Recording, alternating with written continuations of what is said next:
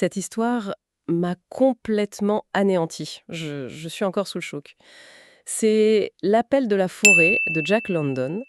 Et là, on plonge dans une lutte viscérale, celle entre la civilisation et l'instinct le plus pur, le plus sauvage. C'est implacable. On suit Buck, un chien, qui mène une vie, mais une vie de roi, quoi. Et on est projeté direct dans le chaos avec lui, sans aucun avertissement. C'est l'histoire d'un aristocrate qui devient esclave pour finalement trouver la vraie liberté. C'est complètement fou, non? Et tout ça, ça se déroule dans la brutalité de la rue vers l'or du Klondike. Un monde où la survie se joue à chaque instant. Ah oui, et pour bien comprendre la chute, il faut vraiment imaginer sa vie d'avant. Buck, ce n'est pas juste un chien. Non, c'est le monarque d'un domaine immense en Californie. Tout est ensoleillé. Il règne sur tout et tout le monde. Il est dorloté, respecté. Une vie parfaite, civilisée. La faim, la peur, pour lui, ça n'existe pas, ce sont des mots. Et puis, tout bascule. En une seule nuit. Il est vendu. Kidnappé par un homme en qui il avait confiance. C'est ça qui est terrible. Son monde s'effondre. Il ne comprend rien. La confusion d'abord, et puis la rage. Exactement. Et c'est là qu'arrive la première leçon. On le jette dans un train, enfermé dans une cage. Pendant 2 jours, rien. Pas d'eau, pas de nourriture. La soif et la faim, ça devient une torture. Et c'est là qu'il rencontre l'homme au gourdin. Et il apprend la première loi de ce nouveau monde. Un homme avec un gourdin est un maître absolu. Il est battu, mais il n'est pas brisé. Il apprend à obéir, mais au fond de lui, sa fierté, elle, reste intacte. Il est vendu à nouveau, après ça. Il débarque à Daya, en Alaska. Et là, pour la première fois de sa vie, il touche la neige. Le choc. Mais un autre choc bien plus terrible l'attend. C'est ça. C'est là qu'il va apprendre la deuxième loi. La loi de la dent. Il voit une de ses compagnes, Curly, qui se fait tuer. Mais tuer sauvagement par toute la meute pour une simple erreur. Pas de pitié, pas de seconde chance. Rien. Du bâton et de la dent. La survie à n'importe quel prix. Il comprend qu'il est passé du cœur de la civilisation au centre de la barbarie la plus totale. Tout à fait. Et donc, on lui met un harnais. Il devient chien de traîneau. Sa dignité est blessée, mais il apprend. Et il apprend vite. Il apprend à tirer, à obéir aux ordres, à survivre au froid qui est glacial. Et c'est là qu'il découvre la rivalité. Oui, incarné par Spitz, le chef de meute. C'est un combattant féroce, un tueur. Et il voit tout de suite en Buck un rival. Du coup, il ne manque jamais une occasion de lui montrer sa haine. Une tension, mais une tension mortelle s'installe entre eux. Buck, de son côté, apprend à être rusé, à ne jamais montrer sa faiblesse. Et la confrontation arrive, bien sûr.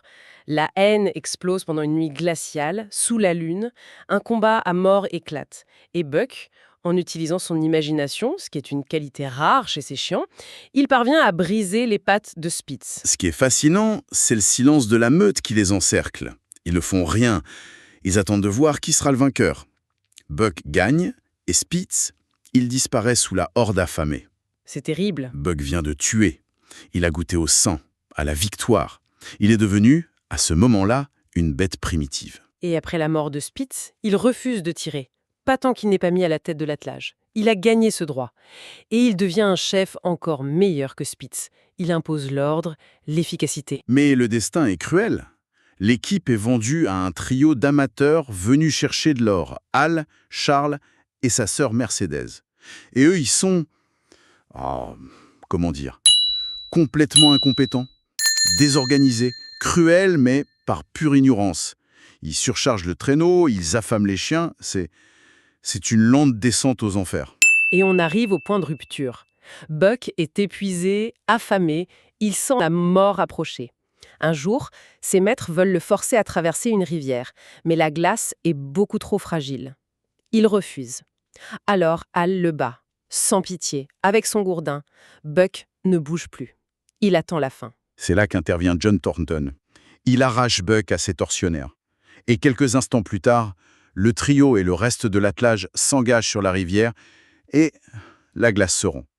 Ils disparaissent tous dans les eaux glacées. Buck est sauvé.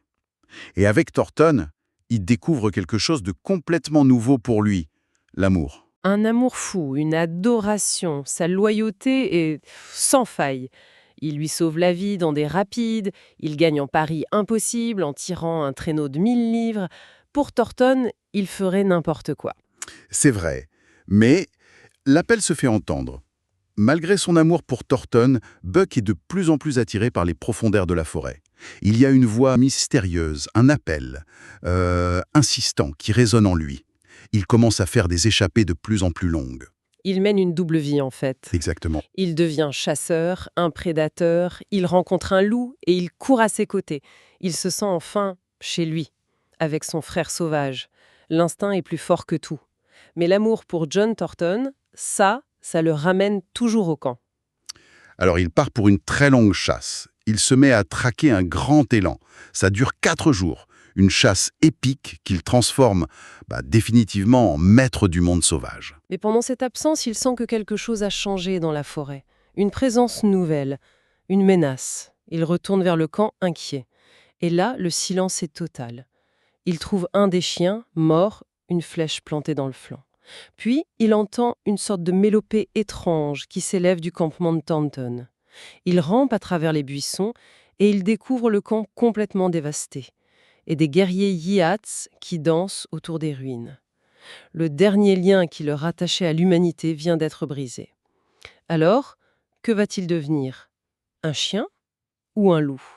Tiens, justement, ça me fait penser, j'ai une bonne nouvelle pour vous qui nous écoutez. Ce livre est disponible sur Audible et vous pouvez le récupérer gratuitement en cliquant sur le premier lien dans la description.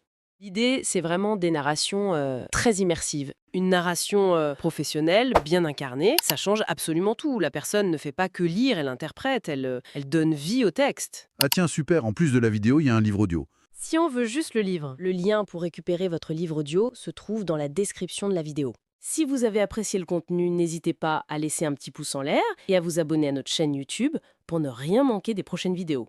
Pour ma part, je vous donne rendez-vous très bientôt pour une prochaine vidéo. En attendant, je vous souhaite une excellente fin de journée ou une agréable soirée et à très vite.